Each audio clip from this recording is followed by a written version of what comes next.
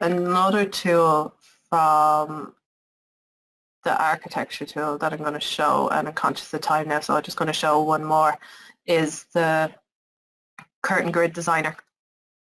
Again, Naviate's prompting me to select it, so I can select this kind of pre-made curtain grid here, or maybe you have a blank curtain grid that you're starting with.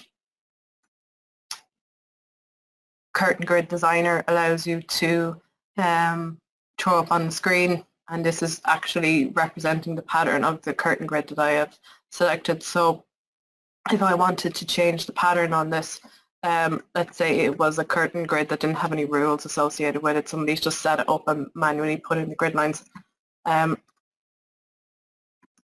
can change.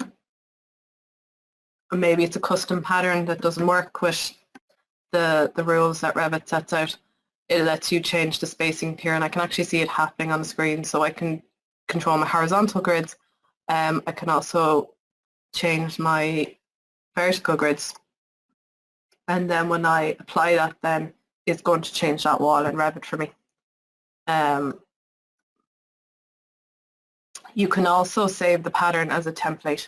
So if you're doing something that's repetitive, or maybe you've already modeled stuff and maybe you didn't use groups, maybe you forgot, you know, you can save this as a template then, and you can apply it to other kind of curtain walls within your project. So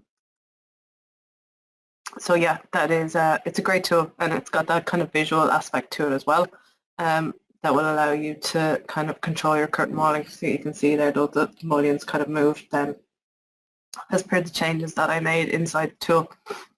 So yeah, that curtain grid designer is a good one.